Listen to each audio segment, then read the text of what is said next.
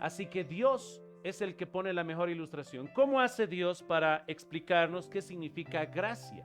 Capítulo 2, verso 8 dice, porque por gracia sois salvos, pero dice, porque por gracia. Hay algo que precede a este precioso versículo 8 y versículo 9. Hay algo antes, es la ilustración que Dios nos pone para que entendamos la gracia de Dios. No es una ilustración que el pastor trae, un regalo grande, que alguien que no lo merece. Dios nos presenta la ilustración perfecta. ¿Y sabes cuál es la ilustración perfecta? Desde el verso 1 hasta ese verso 7, nos habla de lo perversos que somos nosotros. Porque para que entendamos la gracia, debemos entender a quiénes está destinada esta gracia. Por esto te decía, la gracia para un desgraciado, la misericordia para un miserable. Y es así como entendemos. Así que leamos, hermanos, desde el verso 1 dice así, y Él os dio vida a vosotros cuando estabais muertos en vuestros delitos y pecados, en los cuales anduvisteis en otro tiempo, siguiendo la corriente de este mundo, conforme al príncipe de la potestad del aire, el espíritu que ahora opera en los hijos de desobediencia, entre los cuales también todos nosotros vivimos en otro tiempo, en los deseos de nuestra carne, haciendo la voluntad de la carne y de los pensamientos. Y éramos por naturaleza hijos de ira, lo mismo que los demás. La parte preciosa, hermanos, verso 4. Pero Dios, que es rico en misericordia, por su gran amor con que nos amó, aun estando nosotros muertos en pecados, nos dio vida juntamente con Cristo. Por gracia sois salvos. Y juntamente con Él nos resucitó. Y asimismo nos hizo sentar en los lugares celestiales con Cristo Jesús, para mostrar en los siglos venideros las abundantes riquezas de su gracia, en su bondad para con nosotros en Cristo Jesús. Y ahí entramos recién, porque por gracia sois salvos, por medio de la fe. Y esto no de vosotros, pues es don de Dios, no por obras para que nadie se gloríe. Y finalmente, ¿a qué nos lleva esta comprensión de sola gratia o sola gracia? Porque somos hechura suya, creados en Cristo Jesús, para buenas obras, las cuales Dios preparó de antemano para que anduviésemos en ellas. Así que, hermanos, esta introducción que el pastor ahora presenta es la introducción que nos trae el pasaje.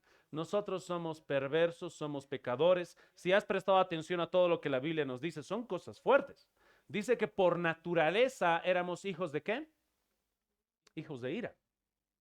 También nos dice que espiritualmente estábamos muertos. Y también nos está hablando que seguíamos la corriente del mundo y de la potestad de las tinieblas, ¿no? Del príncipe de las tinieblas. Ahora, hermanos, todo eso lo vemos aquí en las Escrituras.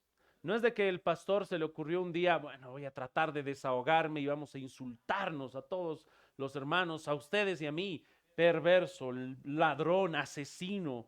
¿Qué más podemos decirnos? Y empezar a buscar diferentes adjetivos que nos califiquen como perversos. No es algo que a mí se me ocurre. Es que la palabra de Dios nos quiere dejar en claro cómo somos nosotros para entender su gracia. Si prestamos atención en el texto, dice la palabra de Dios así en el verso 3, entre los cuales también todos nosotros anduvimos en otro tiempo, en los deseos de nuestra carne, haciendo la voluntad de la carne, de los pensamientos, y éramos por naturaleza hijos de ira. La palabra de Dios nos va a dejar en claro que todos nosotros por naturaleza hemos heredado esa naturaleza pecaminosa de Adán. Nosotros hemos heredado esa culpa. Nacemos, hemos sido engendrados ya pecadores. Después pecamos, obviamente, pero ya somos pecadores. Hay una gran diferencia. Ahora, contrario a este pensamiento, tenemos lo que se enseñó en el periodo de historia de la iglesia en los primeros siglos como pelagianismo. Tal vez tú no escuchaste esto, pero déjame que te lo explique brevemente. El pelagianismo andaba enseñando que el hombre nacía neutro. No nacía ni malo ni bueno. No heredaba ninguna culpa de Adán, enseñaba el pelagianismo, sino que el hombre nacía neutro y podía decidir si salvarse o no salvarse. Él tenía esa capacidad sin la gracia de Dios. Ahora espero que entiendas esa relación. ¿Por qué necesitamos esta gracia y regalo de Dios? Que el hombre no puede, pastor. Hemos heredado la naturaleza pecaminosa de Adán, así que no podemos.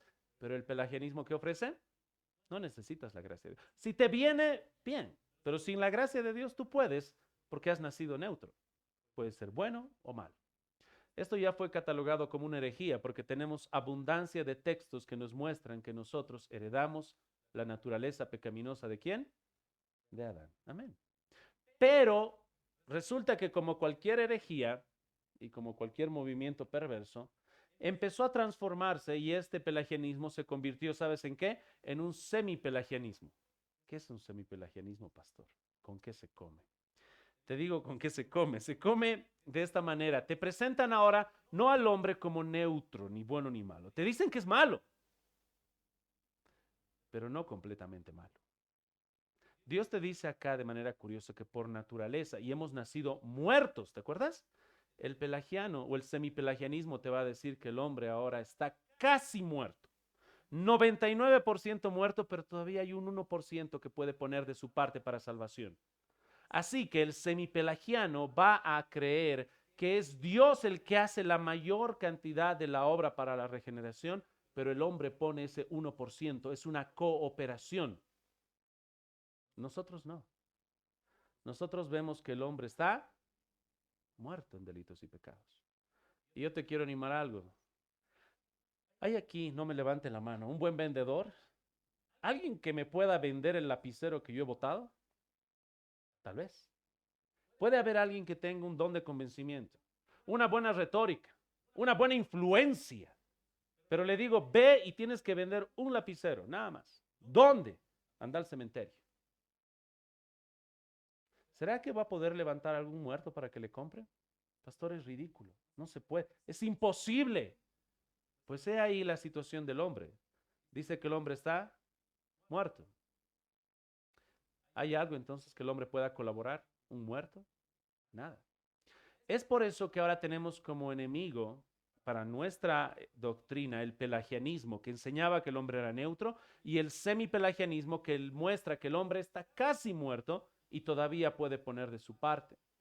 Ahora, ¿en qué se transforma esto? Uno diría, pastor, tal vez ese peligro es doctrinal, ese peligro está en la iglesia, entre los teólogos y debates en seminarios. Hermanos, eso está en el diario vivir. No sé si has prendido la televisión donde te educan regularmente o la comunidad, el mismo gobierno, sea que esté izquierda o derecha. Sabes que nos enseñan que el hombre es bueno. Eso te dicen. La única solución para todo este mal es el hombre mismo. Tú tienes que dar la solución. Los movimientos que son sociales, de justicia social, cómo solucionamos los problemas del mundo, te van a enseñar que el hombre es bueno dentro de él. Y el hombre bueno tiene que traer una solución. No es así. El problema de la sociedad, ¿sabes cuál es, verdad? La misma sociedad. El problema es la misma. No importa si gobiernan de derecha o de izquierda, el problema está en nosotros. Nuestra naturaleza pecaminosa. Y eso lo vas a escuchar en muchos lados, hasta los niños vas a escuchar que van a ver en sus programas o en las películas que dicen, sigue tu corazón. ¿Pero qué dice la Biblia del corazón? Es perverso. ¿Quién lo conocerá? Solo Dios. Así que la sociedad ahora te presenta un pelagianismo o un semipelagianismo de una manera enmascarada. No te van a decir eso, pero te dicen eso. De otra manera, el hombre es bueno, el hombre es muy bueno, la solución del hombre es el hombre, tú puedes salir adelante, está en ti. No, hermano, no está en ti. Tanto es el mal que yo recuerdo que vi una ilustración que me llamó la atención. En Inglaterra, hace unos siglos atrás, había en una ciudad una invasión, había una peste de serpientes. Serpientes. Ahora, ¿cómo hacía el gobierno para solucionar esta peste de serpientes? Optó por dar premio. Dijo, vamos a pagar tal cantidad de dinero si traen serpientes. Esa fue la estrategia. Pagamos dinero, traen cadáveres de serpientes y les pagamos. Ahora uno diría, perfecto, pastor, ¿cuánto tiempo duraron las serpientes y se extinguieron porque la gente quería dinero y llenaron de cadáveres de serpientes al municipio para que les den la recompensa? Y te digo, la peste de serpientes no acabó, más bien aumentó. Porque la gente al ver que le pagaban por cadáveres de serpientes decidió hacer su granja de serpientes. granja de serpientes, las voy a cultivar, voy a traer 1000 serpientes y luego las mato y las vendo. ¿Cuál fue el problema? El problema fue el hombre. El problema fuimos nosotros. Así que hermanos, la palabra de Dios nos dice de manera clara que nosotros por naturaleza tenemos esto. Otra palabra en el verso 1 dice, y Él os dio vida cuando estabais muertos. La palabra griega que se usa aquí es la palabra necros. Que alguien me ayude, por favor. ¿En qué otras palabras usas necros? No sé si escuchaste, yo vi alguna vez un alpinista que estaba subiendo, el frío le pasó y llegó al hospital con toda su mano completamente negra, negra, negra. Seguía la mano ahí, toda negra, y luego venía recién la piel. Y decían, esa mano está necrosada, muerta. Hay que cortar, amputar. Si se está necrosando, es esa palabra, ¿no? Está muriendo. Si te dicen está necrosada, está muerta. De ahí tenemos nosotros necrópolis, si quieres. Necropsia, cadáver, muerto. Eso es lo que nos dice la palabra de Dios. Pero tal vez tengo que especificar esto. Dice la palabra de Dios que nosotros estábamos muertos, espiritualmente muertos. Ayúdame, por favor, hermano. ¿Cómo estábamos? Estábamos muertos espiritualmente. Ahora te vuelvo a comparar eso con el pelagianismo o el semipelagianismo. ¿Un muerto puede colaborarte en algo? Cuando va y el policía encuentra un cadáver tristemente atropellado, partido en dos y lo tiene que cargar, lo está subiendo y dice, pues colabora, le dice, apóyame, pesado estás. ¿Puede hacer algo ese muerto? No, pastor, es ridículo. Está muerto. Y la palabra de Dios nos dice que estábamos así, muertos en delitos y pecados. Hace unos años atrás, cuando yo era todavía niño, teníamos un cachorro que creció, envejeció con nosotros más de 10 años, y este cachorro ya viejito, ese perrito viejito, tenía que ya tenía que morir. Y mi padre lo vio tan viejito, sin dientes, y estaba sufriendo, y le dijo al chofer que trabajaba con nosotros en la empresa, por favor, llévalo al veterinario y que lo hagan dormir. Es un eufemismo para decir, tienen que matarlo, tiene que morir, porque ya está demasiado viejito. Y el chofer regresó después de 1 hora y le dijo, señor Samuel, aquí está el perrito, lo voy a enterrar, ve a enterrarlo. 5 a 10 minutos después vuelve el chofer temblando de miedo. Sigue vivo el perro. Le estaba enterrando y se ha empezado a mover. ¿Qué pasó con mi pequeño cachorro? El veterinario tal vez era nuevo, tal vez sin mucha experiencia. No hizo su trabajo correctamente. Solamente lo anestesió un poco, no lo llegó a dormir, como diríamos. Tuvo que llevarlo de nuevo y ahí recién lo trajeron para enterrar. El hombre puede equivocarse y decir, está muerto. Ay, no, no había estado muerto. Hermanos, acá no tenemos el testimonio de un hombre, tenemos el testimonio de Dios. El Espíritu Santo obrando a través de Pablo con estas palabras. Pablo podía haber escogido, pero ustedes estaban enfermos en vuestros delitos y pecados, heridos en vuestros delitos y pecados, adormecidos, encallecidos, pero no dice eso. ¿Qué dice? Dice muertos. Estábamos muertos en nuestros delitos y pecados, es lo que nos dice la Escritura.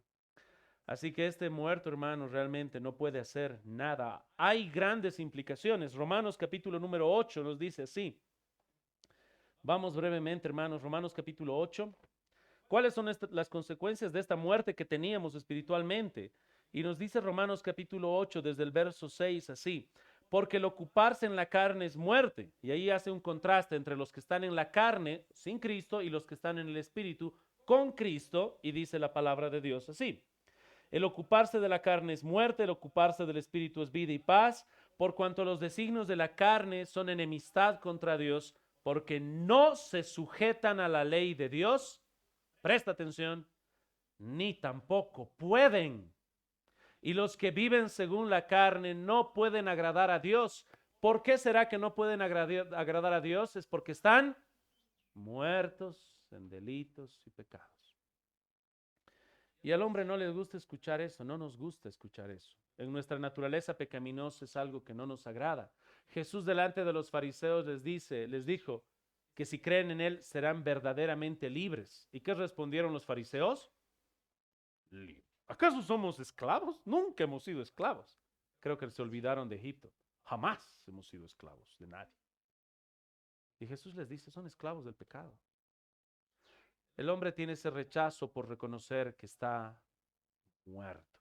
Pero es lo que nos dice la Biblia, que estamos muertos, no heridos gravemente. Es importante que les marque esto porque antes, años atrás, cuando yo empecé en la carrera cristiana, me enseñaron a evangelizar y en medio de evangelizar, mostrarle que Cristo Jesús ha muerto, que tú eres un pecador, que la salvación está en Cristo, solamente en su sangre, en la cruz. Al final a mí me enseñaron que les diga esta ilustración.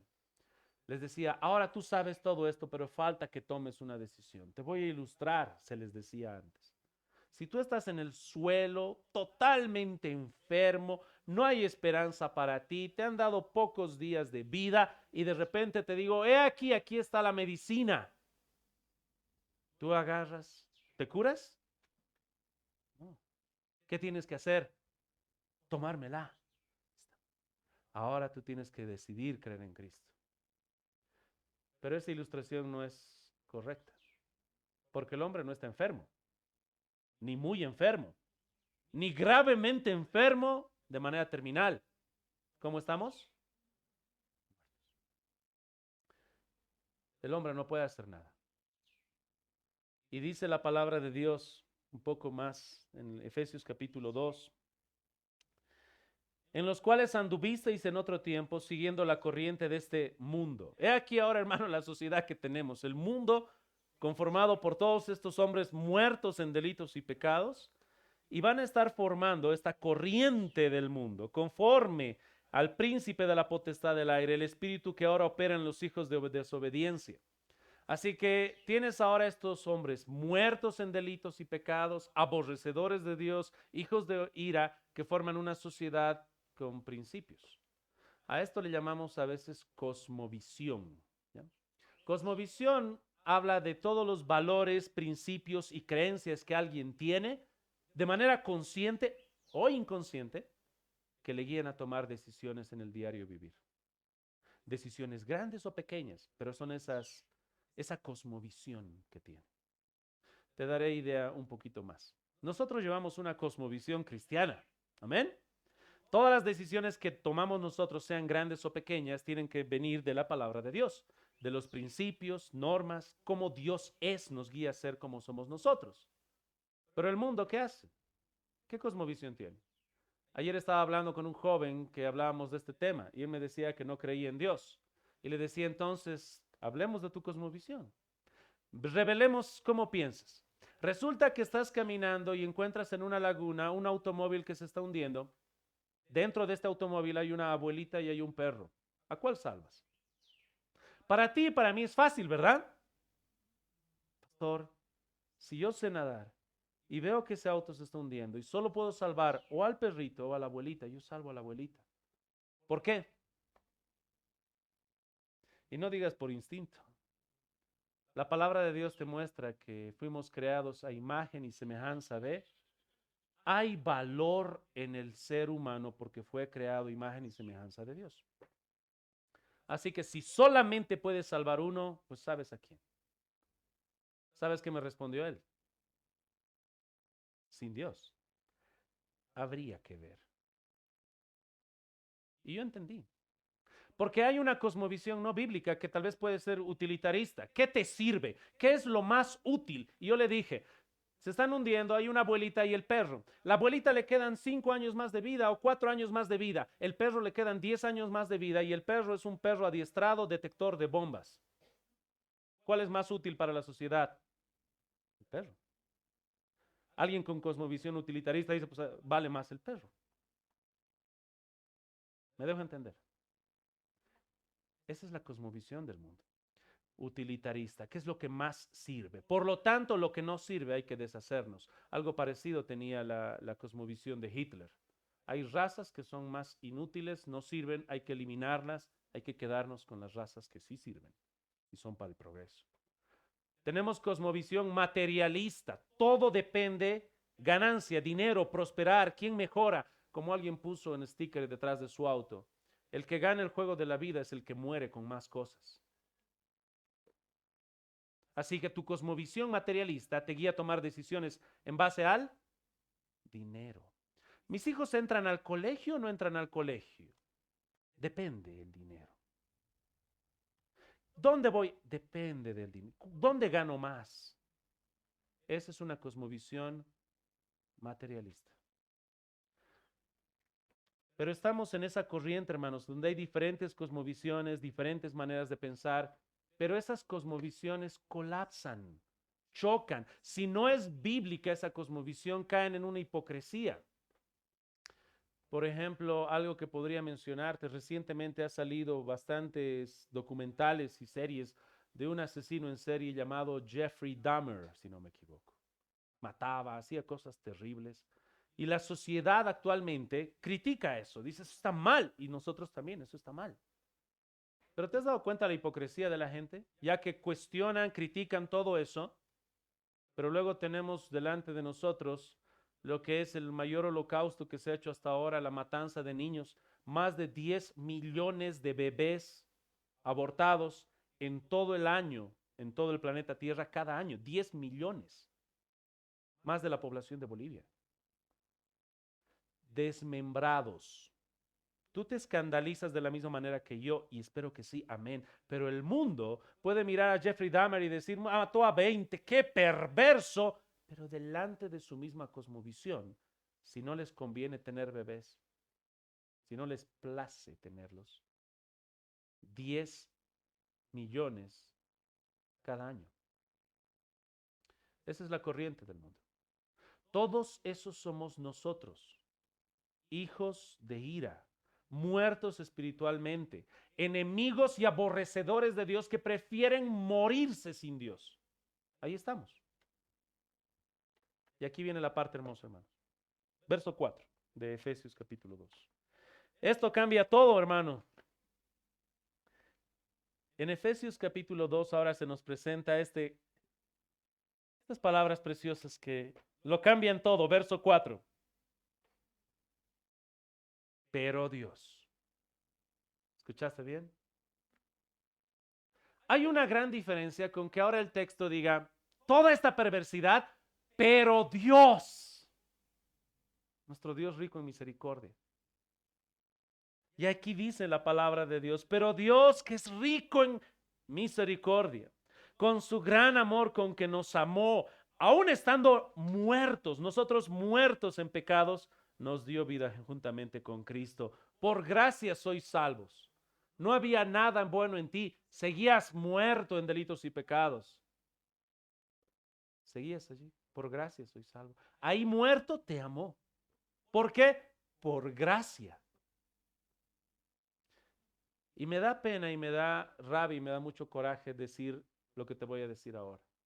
Porque el hombre ahora, así como tuerce y te dije, el hombre está muerto, y ellos, no está muerto, está herido, gravemente herido, que es una mentira. Ahora al decir, pero Dios, que es rico en misericordia, ¿sabes lo que te dicen? Pero Dios vio en ti que en un futuro ibas a creer y por eso te salvó. Te repito.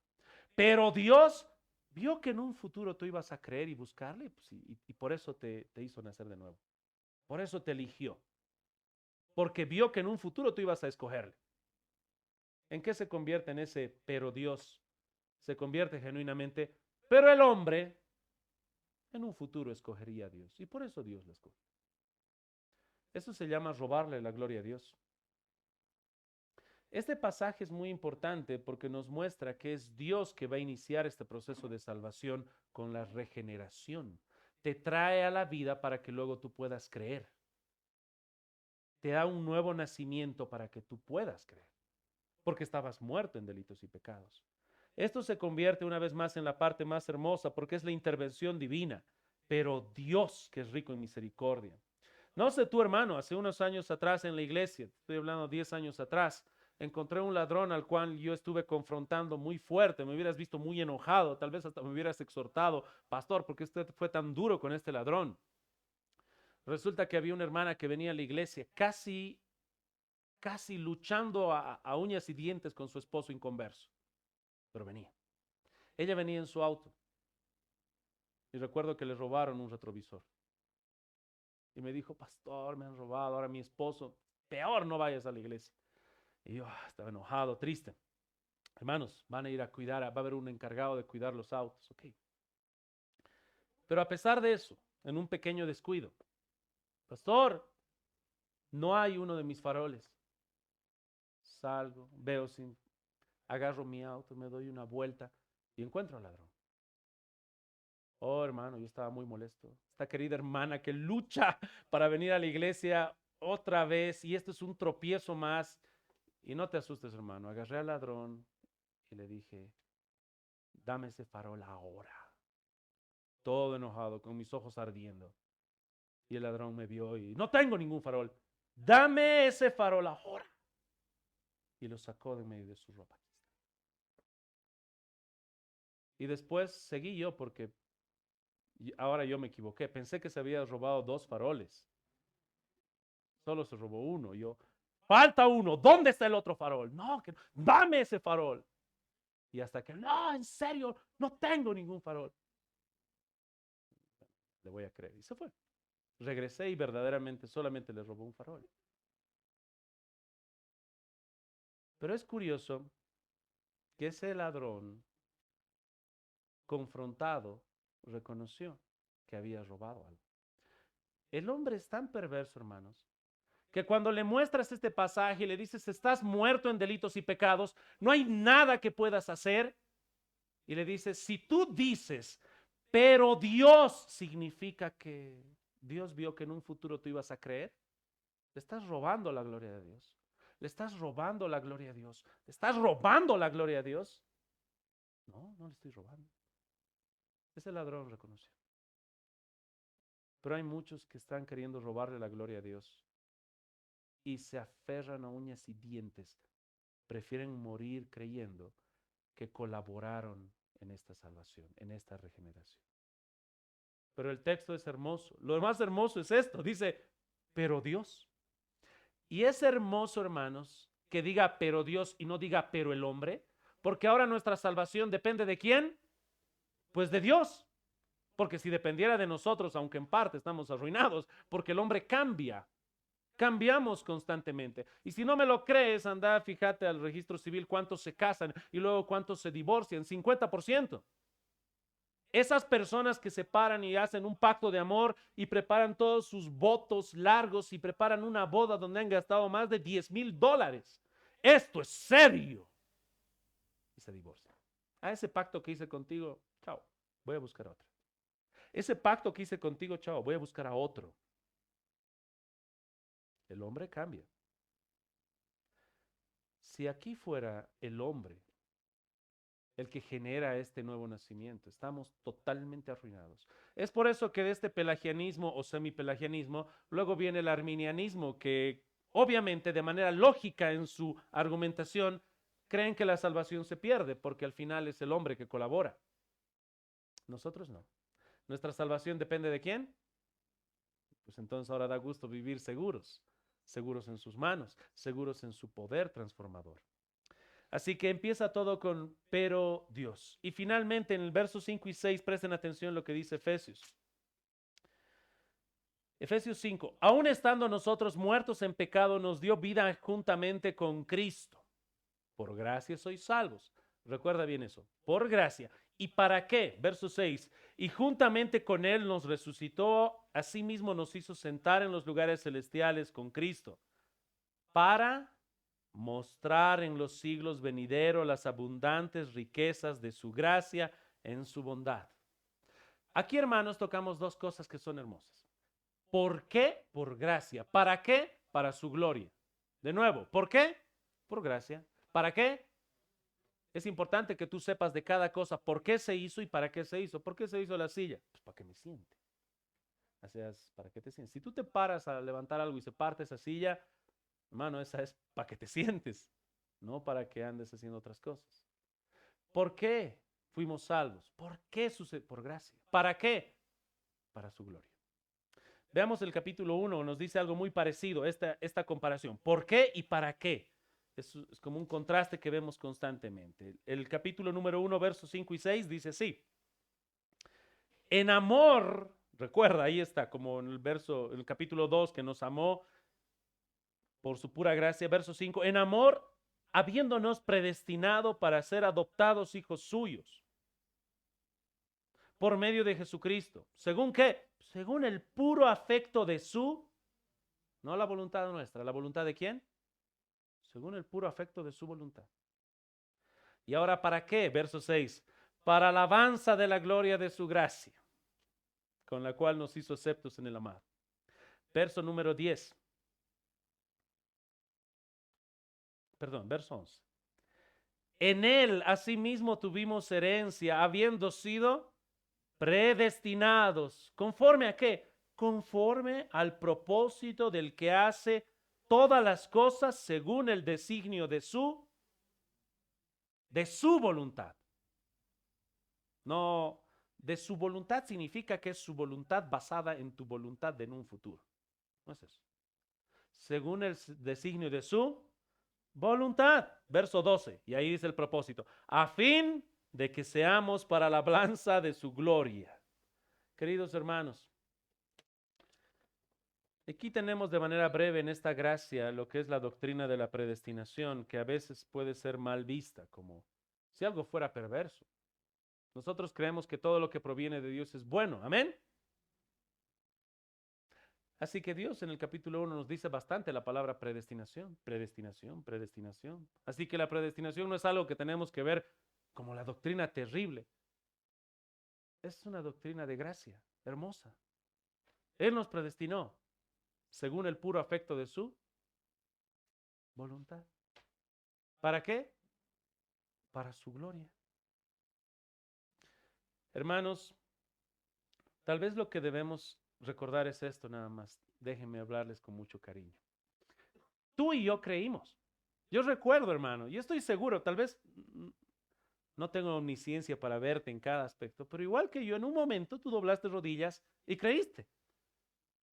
¿Cómo funciona esto de la predestinación y que Dios nos escogió hasta antes de la fundación del mundo? Y es obra solamente suya.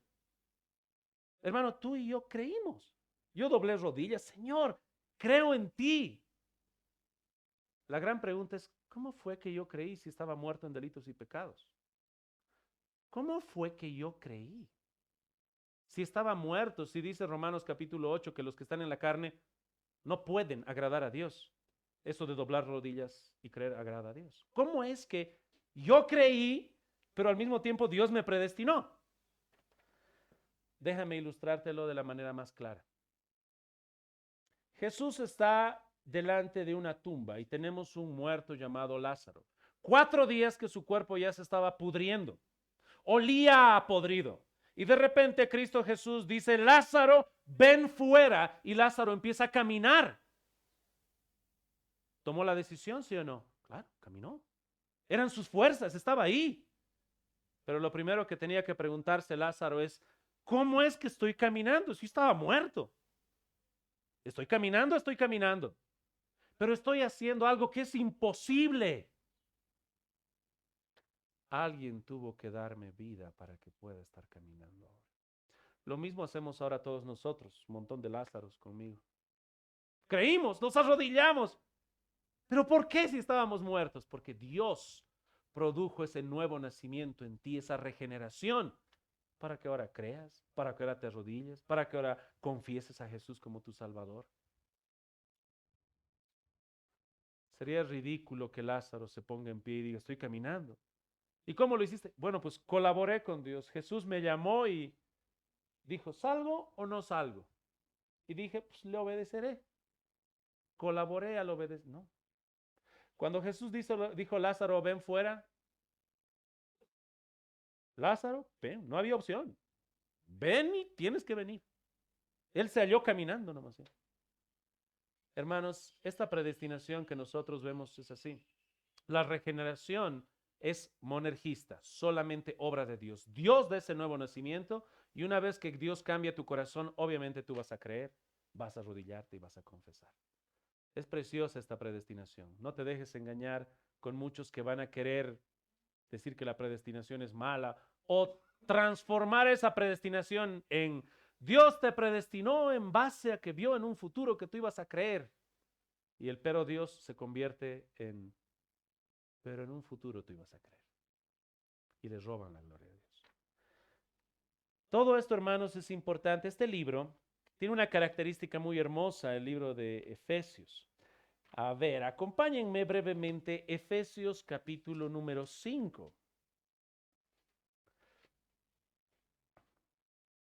Verso 21. Someteos unos a otros en el temor de Dios. ¿Hay problemas en la iglesia cuando no nos sometemos entre nosotros, sí o no? Hermano, ¿será que me lo puedes traer el basurero? ¿Y por qué yo? ¿Y por qué no tú? Hermana, ¿será que puede limpiar el baño? ¿Y por qué no su esposa? Luchamos con sujeción. ¿Qué es lo que nos dice este texto? Que nos tenemos que someter unos a otros en el temor de Dios. Y luego dice de manera más específica, ¿no? Las casadas estén sujetas a sus propios. Este pasaje nos va a hablar acerca de matrimonio. Este libro, hermanos, de Efesios, tiene una característica muy hermosa. Los primeros 3 capítulos son capítulos bien doctrinales, que son muy buenos. Son prácticos también, recuerda lo que te dije, ambos prácticos y doctrinales, pero son un poquito más doctrinales los primeros 3. 1, 2 y 3. Capítulo 4, 5 y 6, ¿sabes qué son? Más doctrinales con más práctica. Por eso aquí tienes el capítulo donde habla del matrimonio, la sujeción, el amor del marido, cómo tienen que someternos, tenemos que someternos unos a otros. Más adelante se nos habla acerca de la armadura del Espíritu, la armadura de Dios. Tenemos mucha aplicación, pero toda esta aplicación debe fluir una vez más de entender bien esta salvación de Dios, que somos salvos solo por, de manera que toda nuestra aplicación está basada en la gracia de Dios. Por ejemplo, en nuestros matrimonios. ¿Por qué estás todavía con tu misma esposa? ¿Por qué no has cambiado de esposo? ¿Por qué estás con el mismo marido? Casi le insulto ahorita. Flojo, vago, que no cumples. ¿Por qué estás con esa misma esposa y esposo? Y la respuesta finalmente, ¿sabes por qué debería ser? Porque tú estás mostrando el carácter de Cristo por gracia. Porque has hecho una unión de pacto y ahora por gracia estás con esa persona, mostrando un amor, un pacto. Una vez un recién casado de 5 años, dando consejos a un recién casado, le decía en el matrimonio, va a haber dificultades. Y dijo algo que me llamó la atención, que a mí no me pasó, pero él dijo, un día, esa mujer que tanto amas, tan tierna, va a agarrar en tu casa con sus manos lo que más amas y lo va a estrellar en el piso y te lo va a destrozar. Y yo dije, uy, ya me puse a pensar, ¿qué cosa se lo habrá roto su esposa? A mí no me tocó todavía eso. Pero ¿sabes de qué estoy seguro? Entre todos los que están aquí presentes, estoy seguro que tu esposa fue la que más palabras duras te dijo, la que más te ofendió, la que más te hizo enojar y la que más pecó contra ti. Y lo mismo a las esposas. Todos los que están aquí, el que más pecó contra ti, más te ofendió, más te hizo enojar, más sacó lo peor de ti, fue tu marido. ¿Por qué estás todavía con él? Y te digo, si tu respuesta es cualquier otra cosa fuera de la gracia de Dios, va a fallar. Estoy con ella porque es linda. Un día dejará de ser linda. Se arrugará y se marchitará como una flor.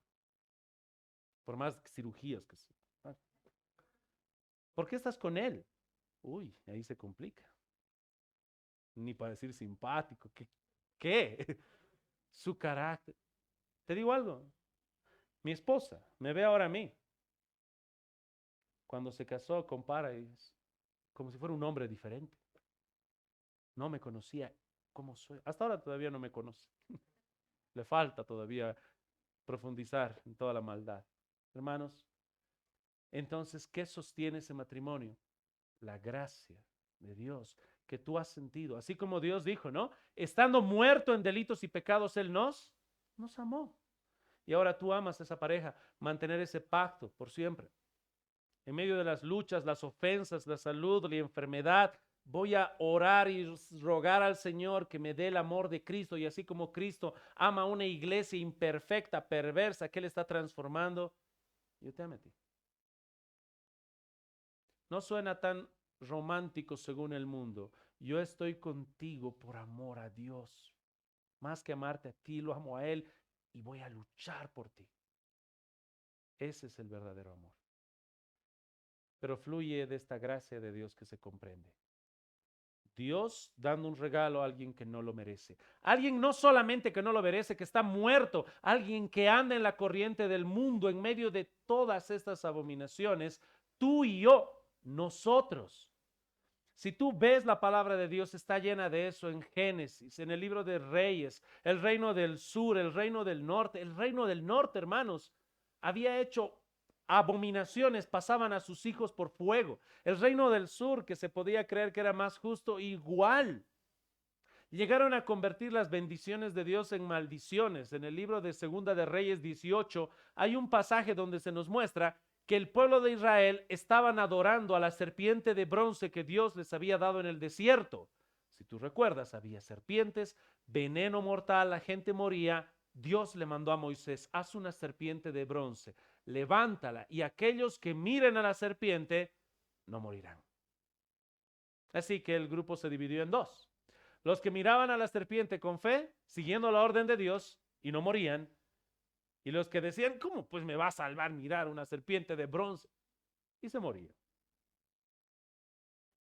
En Segunda de Reyes 18, el rey eliminó el culto y destruyó esa serpiente, porque el pueblo empezó a adorarla. Esa serpiente fue una bendición.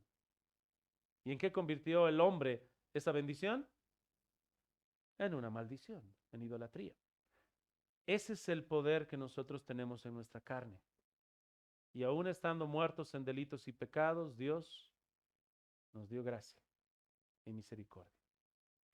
Si empezamos allí, hermanos, el resto de nuestra vida va a ser en obediencia, como dice Efesios capítulo 2, verso 10, después de hablar de la gracia: porque somos hechura suya, creados en Cristo Jesús, para buenas obras, las cuales Dios preparó de antemano para que anduviésemos en.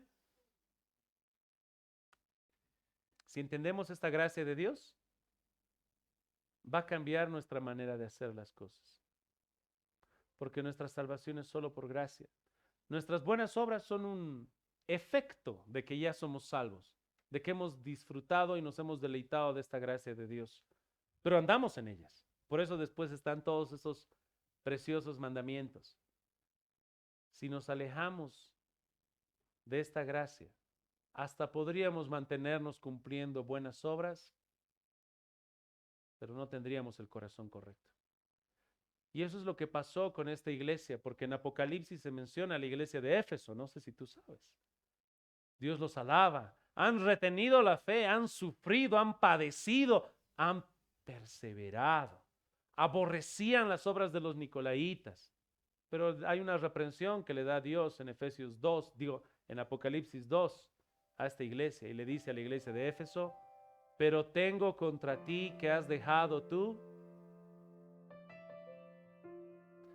Hermanos, si entendemos la gracia de Dios, vamos a poder vivir estos mandamientos, recordando que Dios nos amó, Dios nos transformó.